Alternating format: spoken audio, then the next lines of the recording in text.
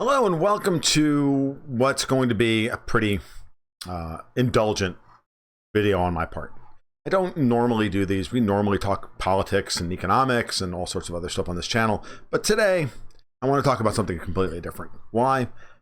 I don't know. Some guy got my goat on the internet and he was wrong, and I just want to talk about it. So, we're going to talk today about Rush.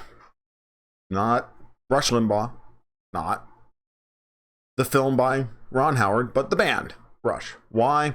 Because for 36 years, Rush has been, by far, the most important band in my life. And music is one of the most important things. Should be in anybody's life, to be honest with you. So the music you listen to, the music that defines you, helps define who you are as a person. And I've been a Rush fan since just before turning 16.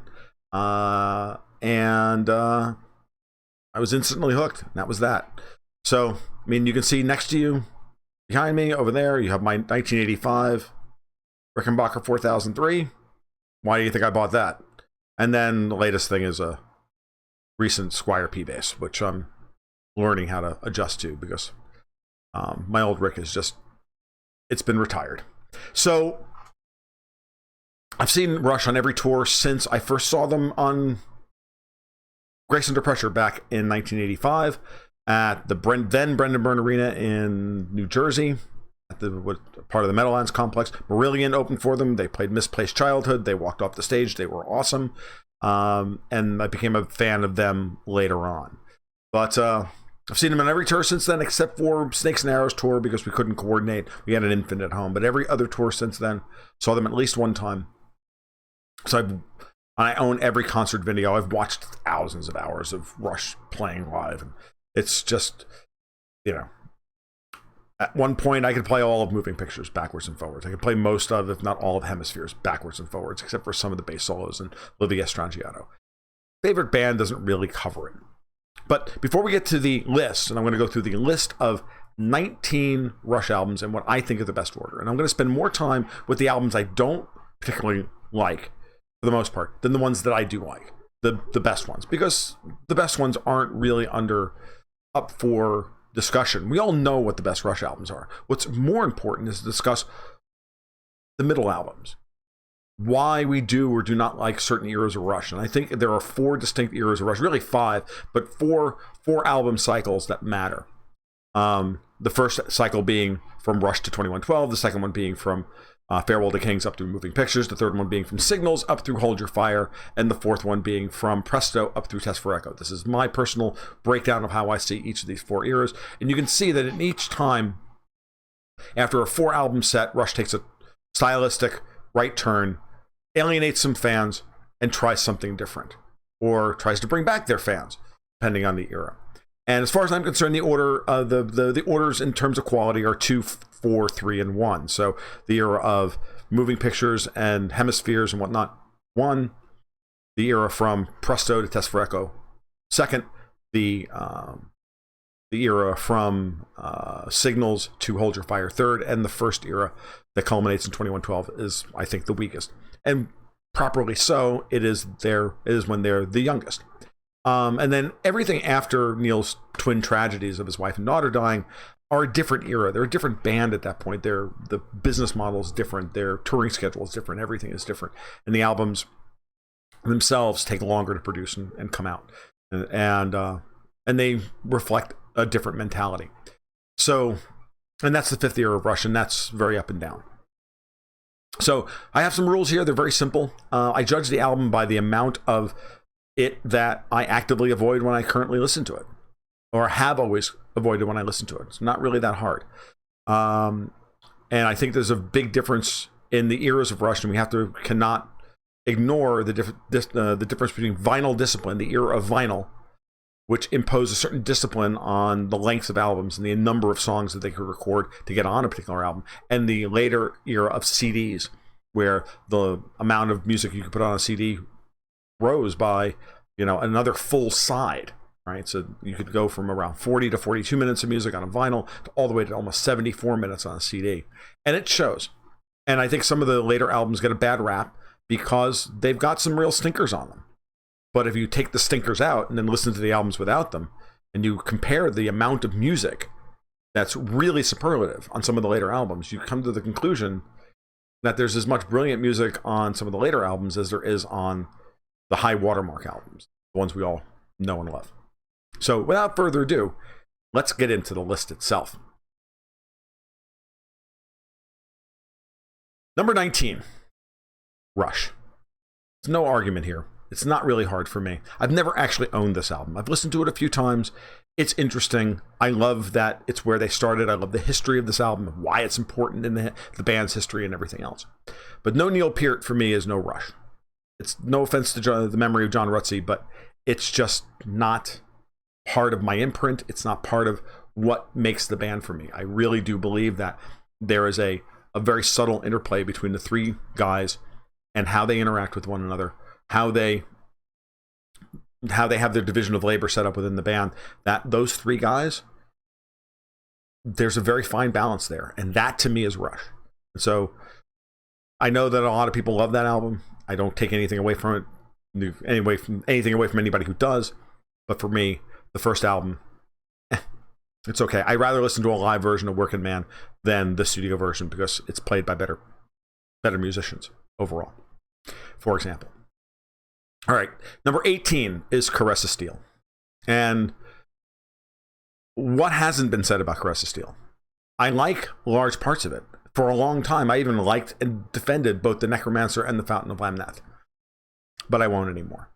I like bits and pieces of those.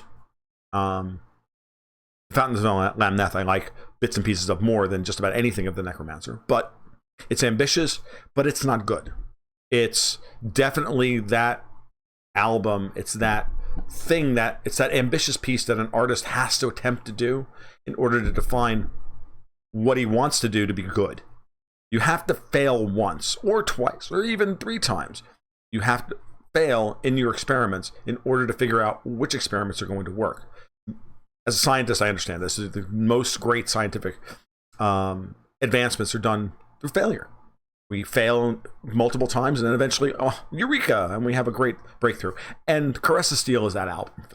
It's the one where this is not going to be easy. This is the one that focused their ambition and focused them and made them decide whether or not they were going to be a going concern or not. And we all know the story. And so it belongs there. Number 17, Farewell to Kings. I know this will be controversial, but as I said before, there were 4 eras of Rush, and every first album of the next era is the problematic one. That includes Vapor Trails. Farewell to Kings is a very schizoid album. It's the first hard right that they take. They move away from blues-based Led Zeppelin-style rock and straight power chords, which dominate most of 2112, to much more diatonic stuff, much more major-minor stuff. They start to get in a little bit of modal work, but not really. Xanadu is pretty much straight scales in E minor. So is most of Farewell to Kings. The title track is actually a really good primer for everything that's going to happen on this album, the rest of this album. It's a very disjointed piece. It's a very ambitious piece of music, and I like parts of it. But the whole song, A Farewell to Kings, does not hang together. The middle breakdown section doesn't make any sense. I'm not even all that crazy about the refrain, about the chorus on that song. It just feels like it's full of a lot of large ideas from a bunch of young men who aren't quite sure where they want to go next.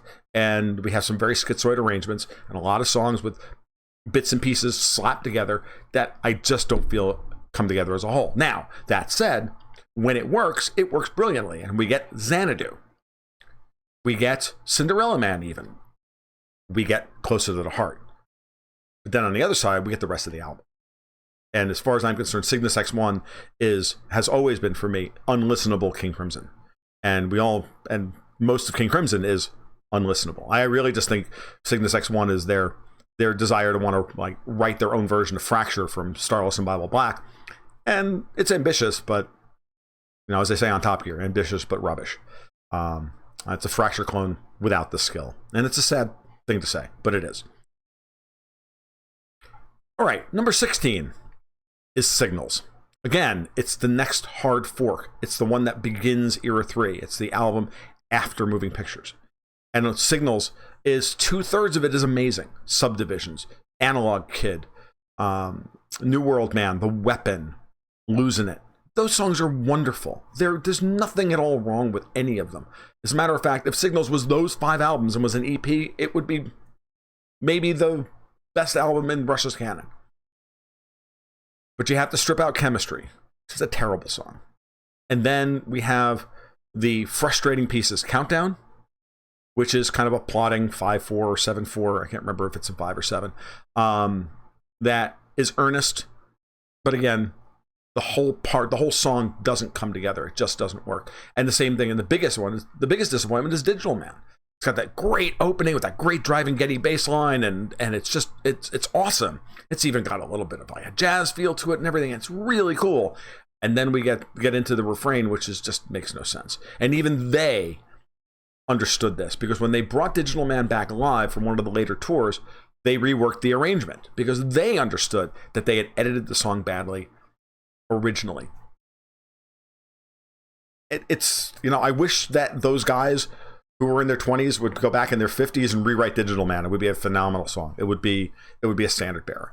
But as it stands, it's a failed exercise. And oh well, it is what it is. But it's a harbinger of where we're going to go sonically for the next era. Alex is moving away from playing big semi-hollow body Gibson humbuckers, and he's moving to single coil Strats because single coils Strats with single coils on them, because he needs to in order to be able to cut through the mix with all of the keyboards. And so it's now the next era of Rush, which brings me to number 15, which is Power Windows. And I hate to say that Power Windows ranks this low on the list because I really like this album. And I really loved it when it first came out. And over time, it's kind of fallen down the list. I think we're kind of into albums now that I actually really, really like. Signals is an album I have a really hard time with. Farewell to Kings I can't listen to anymore. But Power Windows, for the most part, is an album I really like. Even the songs on it that I'm like, I'm okay with it. I never skip them. The only song on this album I actively skip is Emotion Detector. But Big Money, great song. Manhattan Project, Marathon, great songs. Territories, really underrated song. And Mystic Rhythms, a beautiful, beautiful song with some just wonderfully complex chord structures. It's one of Alex's pieces of was a mad scientist, how he drops notes within chords and whatnot, and uses complex chord structures to move through very strange chord progressions and makes it all work. And that's all Alex, and he's very, very good at that. And an album like Power Windows, certain songs, he's able to pull that off with just the typical Alex aplomb, and I love that. But we're getting into thinner guitar sounds here because we're dealing with Strats and keyboards. Big airy Peter Collins production, but again, at the end of the day, Middletown Dreams and Grand Designs are only okay. They really are. So Power Windows, I got to cut out almost three songs out of it to make it work. Comes in at number 15. All right, number 14 is Fly By Night. Now, Fly By Night, as I was putting this list together, it came to me in a flash that this is like the overture for the new guy. Neil Peart comes in, and everything about Rush changes. They're going to tell you, they're going to show you their hand as to what they're going to do for the next 37 years. I know they obviously didn't think of this, but when you go back and you look at the album, it's got hard rockin', good hard rockin' tunes like Anthem. It's got some radio fodder like Fly By Night. It's got a beautiful ballad called In the End, which presages the last song they ever recorded, The Garden. But then again, it has also big long form pieces that may or may not work. By Torn the Snow Dog, which I'm not a big fan of and never have been a fan of. And Rivendell is just, it's one of the few songs I'm embarrassed to say that was recorded by Rush. And I think they feel the same way about it. So Fly By Night's a mixed bag. It's got a lot of all the short songs are really, really good. And In the End it's maybe a minute too long.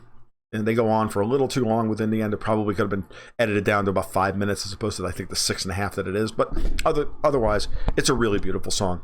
And I'm a big fan of it. So it's a mixed bag, Fly By Night, but ultimately, this is where it belongs.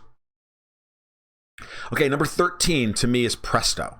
And again, we're really into the albums that I actively listen to still. And since Presto came out, it's really, I think, with Grace Under Pressure that I realized that there was one song on every album that I could cut out and the album would just be made immensely better. And Presto, on that, the song for Presto is War Paint. Listen to Presto without War Paint, and you can take or leave Anagram for Mongo. but the rest of that album works really, really well. And it's sparser arrangements, and it's obvious that they want to get back to sparser, tighter arrangements and want to bring the vocals out. That's fine. What I love most about Era 4, and this is the first album of that set, right? Presto, after Hold Your Fire. Every one of the albums from that era starts with 3 great songs and ends with 3 great songs. All of them. No matter which one you're talking about, they're all really good. And it's the middle where they get lost a little bit. It's tracks 4 through 10. And this gets into that CD bloat thing. Presto's like 52 minutes long. It's got 40 to 42 minutes worth of great music on it. Does that make it a bad album? No. It makes it an album with too many tracks on it. And same can be said for a lot of the albums from this point forward. So Presto's got 2 really great songs that end the album, which I think are constantly overlooked. One of which is Hand Over Fist, which I love, that really big, thick, rolling bass sound that Geddy has in that song. Alex's guitar work is really, really strong. It's a sparse arrangement. It's a great song. It's a great message. It's one that I've always really, really enjoyed listening to, and that moves right into Available Light, which is, I think, one of the best uses of piano and one of the best ballads that Rush has ever produced. So, number 12, Vapor Trails. The remix is better. The original cut of this album is very, very is hard to listen to. And as a matter of fact, it's so long and it's so in your face that by the time we get to the end of the album, I'm exhausted. And I have a hard time listening to all of Vapor Trails at any one time, in one sitting. And I have a hard time saying that about any Rush album. Most of them just fly right by, even the songs I don't particularly like, as long as I'm Johnny on the spot with the track ahead, with the move forward 1 track button.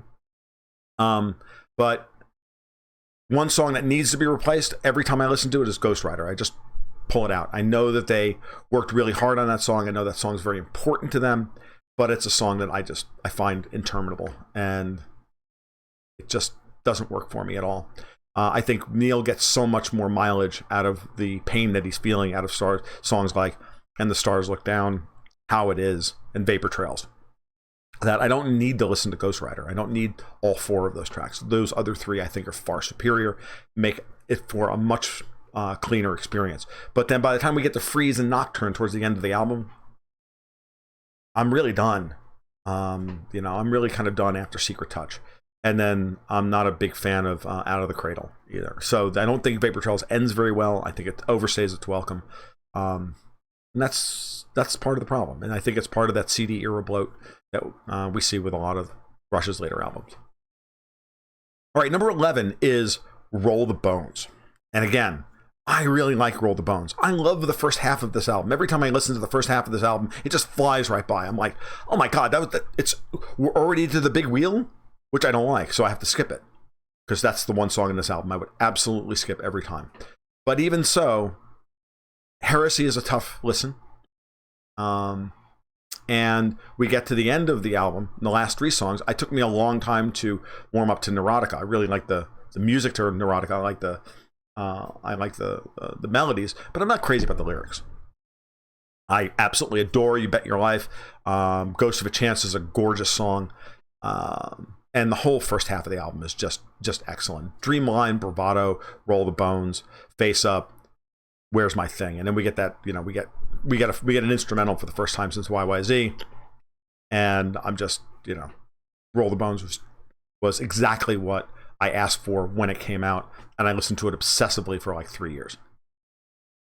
So it's a shame that this album is the 11th best Rush album of all time, in my opinion. That gives you an idea of how good the rest of their canon is, because we're now into the top 10. And the top 10 starts with Grace Under Pressure.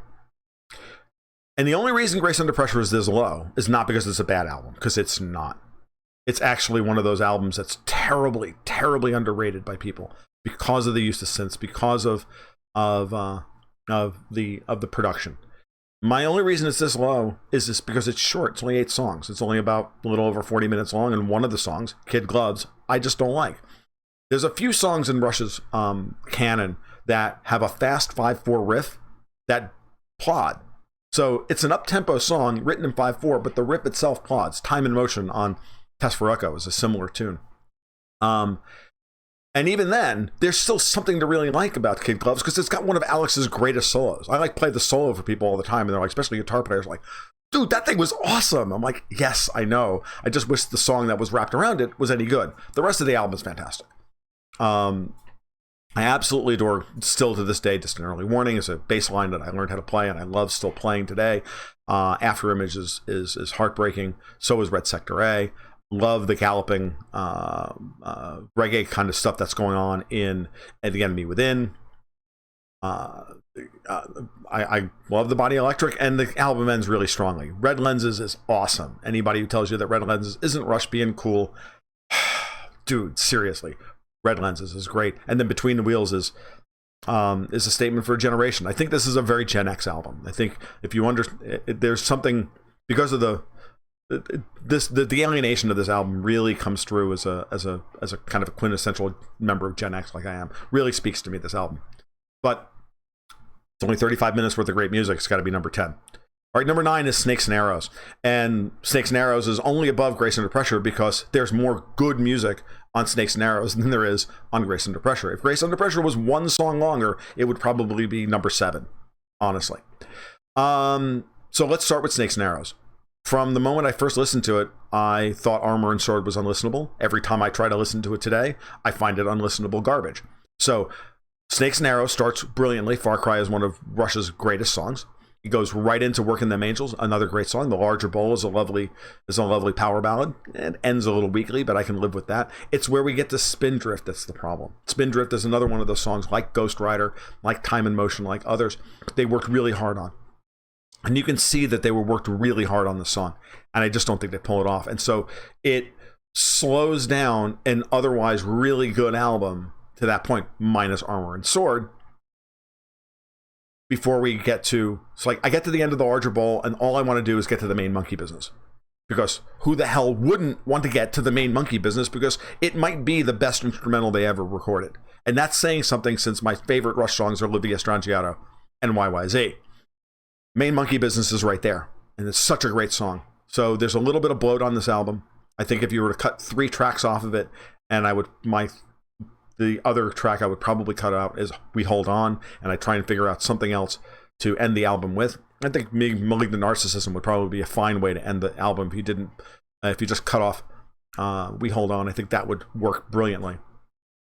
Yeah, actually that would, now that I think about it. I never really thought about it before. Now that I just popped into my head, yeah, go to the end, from the end of the Malignant Narcissism right back into Far Cry. It would work brilliantly. So 10 great songs on this album, 3 instrumentals. Snakes and Arrows, dude. Really well played. Love this album. Love some of the tunes like Bravest Face and others. Number 8 is the Era 3 topper. It's the one that most classic Rush fans don't like. It's Hold Your Fire. And the reason it's Hold Your Fire is because, in the words of Benicio del Toro from The Last Jedi, don't let the rapper fool you, pal. Just because this is a big, airy, huge 80s synth pop rapper does not mean that this album is not hard and rough and really passionate. This is one of like Rush's mission statement, this album. Really, as much as 2112 is as well. 2112 is the mission statement of a really young band. Moving Pictures is the mission statement of a really ambitious band. Hold Your Fire is the statement of a maturing band, and one that understands why they're artists. And that's what the album's about. It's got that big, great round sound from Geddy Lee on playing those wall basses that he played. He moved from Fender Jazzes and Rickenbackers playing passive single coils, heavily overdriven, to nice, round, clean humbucker sounds. A different sound.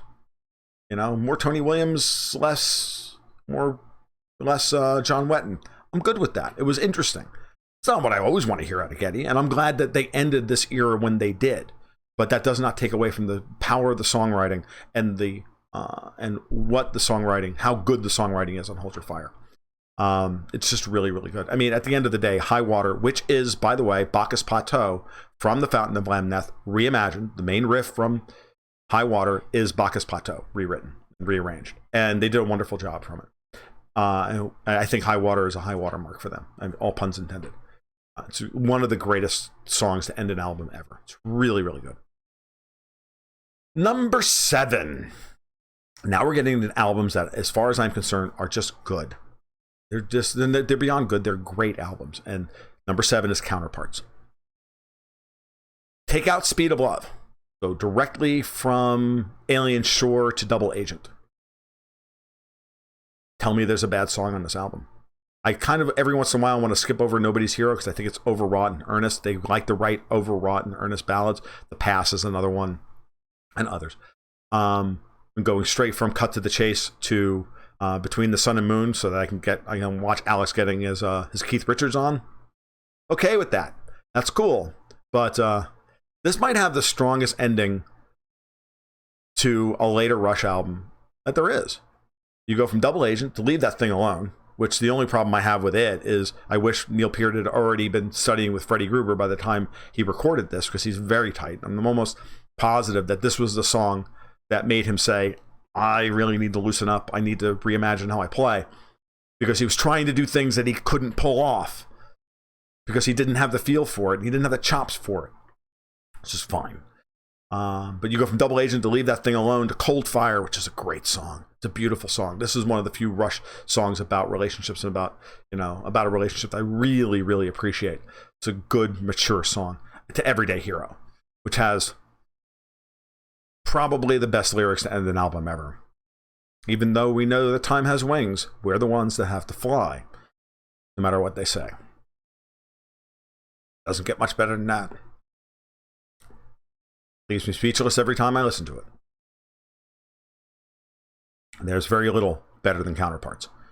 So, love this album. Starts and ends. You can just benefits from listening to it on CD, where you end with Everyday Hero, and then all of a sudden you just go 1, 2, 3, 4, 1, 2, boom, and you go right into Animate. The thing it's like on an endless loop in my head, and the songs might as well. The album is just really, really good.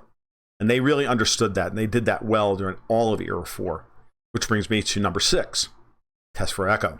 Because Test for Echo is the Era 4 topper. It's the one that defines this era. It's the big kahuna.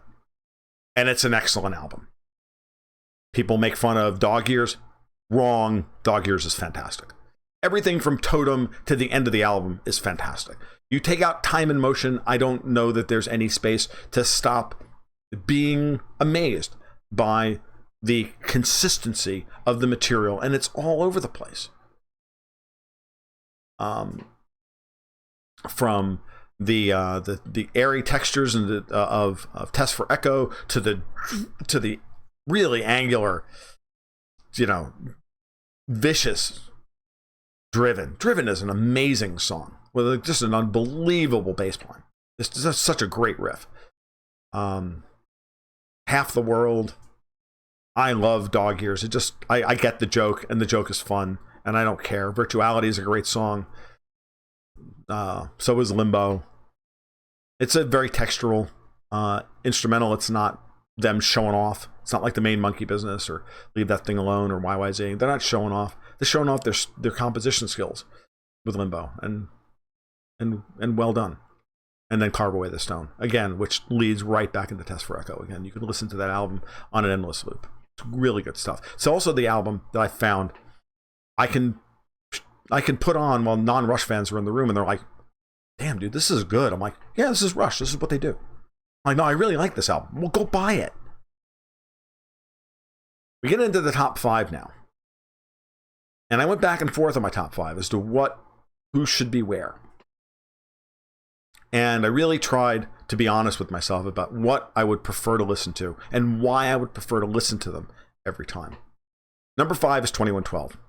I think it's my wife's favorite Rush album. She listens to it all the time. This is why I love my wife. She loves 2112. That's part of the reason. And it's the Era 1 topper. It's the one that ends Era 1. And this is a really tough choice. But I'm not a young man anymore. 2112 is a young man's anthem. It's a young man's story, right? It's about sticking it to the man and all of that stuff. But I'm not going to disparage the second half of the album. The second half of the album is excellent. I mean, even Even a song like Tears is a really good, quiet song. Something for Nothing, Passage to Bangkok, Twilight Zone, I really like. All those songs are really, really good. There's nothing about 2112 that I find objectionable. Not even its length. It's perfect length. Doesn't overstay its welcome. Love everything about it. But it's a young man's music. It's mostly power chords. As a matter of fact, I was playing through one night with my drummer in the band in high school that I had, and he knew all the Rush stuff because he taught himself how to play drums. I taught myself how to play bass by learning how to play Rush songs. So we were sitting there playing, and we were playing through the overture from 2112. We got towards the end of it, and the guitar player, who didn't know those parts, so he was just kind of setting up and playing around. We were getting ready to we were warming up before we went to do a thing at the high school. And he was listening to it, and he goes, "Dude, that's so cheesy. It's just a polka." I'm like, "Yeah, it's a polka with power chords, and they're G, D." So the end, the whole end is like the whole ending of 2112 is literally just a polka with power chords and playing the 1812 overture over it. You'll never hear it the same way twice. Trust me, you'll never hear it listen to it the same way again. I probably ruined it for you, but it's really funny and it's really cool. And that's it. That's what it is. It's a freaking polka, and it's awesome, and it's cool, and I love it. And it's 2112. That's number 5. Number 4. And I went back and forth on number 4 and number 3 a lot. I also went back and forth on number 2 and number 1 a lot. I thought about it. Number 4 is Permanent Waves. Even the ballad is good. Everything about Permanent Waves. It's short, it's to the point, it's not bloated, it's complex, natural science, it's everything they really wanted to do in Cygnus X1 and pulled off. Spirit of Radio, Free Will, Different Strings, Jacob's Ladder, Entre Nous. I've just named all 6 songs on the album. It's only like 34 minutes long. Who cares? It's awesome. It really is. But it's not better than Clockwork Angels.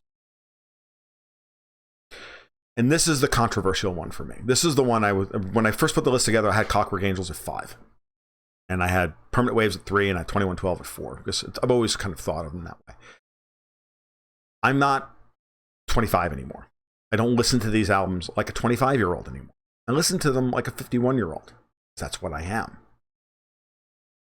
Clockwork Angels, from the time when it first came out and I started listening to it, I turned to my wife and said, this is an older man's 2112.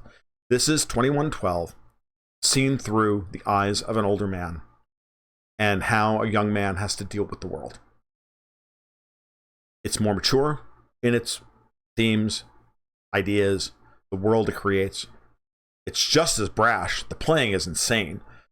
I'm really glad that Nick Raskulinecz fell in with these guys for the last 2 albums. I think he saves Snakes and Arrows, because if the Neil Peart that had been playing during the Peter Collins eras and Hugh Padgett and all that, if he had been there constantly wanting to serve the song and hold back and not overplay and all that stuff in order so he can prove that he can play tastefully, if that guy had shown up for Snakes and Arrows would have been dreadfully boring. It was Raskulinecz that got Neil out of his shell and said, "No, dude, you're Neil Peart. Play like it. Please. That's what we want to hear. It's what we come for. We don't want you to serve the song. We want you to be the song. Do it." And eventually Nick got him out of his shell, made him do, I don't know if you guys have watched the making of video for Snakes and Arrows, but they worked on Neil's drum track for With the Way the Wind Blows. They threw out. They're like, it's not good enough. You need to do it again. You need to come up with something better. Nick pushed him to play it harder and to play it and to drive it more. Neil Peart, who walks into the first-time producer or second-time producer, who walks into that studio and does that? Nick Raskulineck's hand is all over Clockwork Angels. He puts Neil through the paces. He directs, famously, he would direct him, and Neil would have to cue off of him, and every one of his drum tracks was not pre-scripted. He just played whatever Nick told him to play. I mean, he even screws up the end of Headlong Flight. You can hear it. He's like just off, and they leave the mistake in. Why? Who cares? Because the rest of the performance is so freaking good. It's so over the top. It's so insane. It's brilliant. And the playing on that album, the songwriting, everything. Clockwork Angels is absolutely the way a band should end their career. On an absolute artistic high note, without a doubt. It's an amazing album. Anybody who can end their career on a song as beautiful as The Garden, with the arrangements as complex, with using actual strings and all of this stuff, better does that get? I can't even really argue with any of the songs on the album, though I'm not a huge fan of the halo effect, which seems to be a theme here. I'm not a big fan of Rush's ballads. I just don't think they work very well. I just don't. No offense to Geddy, I just don't think he sings them with the same conviction that he sings other things. And I don't know. However they wind up arranging those songs, they just don't seem to work. Don't think they have the ear for it. That's fine. It's not a big complaint. I don't skip over it. I listen to it every time. So Clockwork Angels is the only Rush album produced after Moving Pictures that I can listen to the whole thing and not want to hit the skip ahead button. And that's why it's number 3. Lastly, big question, is it Moving Pictures or is it Hemispheres? Depending on the day and depending on my mood, it's one or the other. Right now, it's Moving Pictures is number 2. And the reason Moving Pictures is number 2 is because I just love Hemispheres.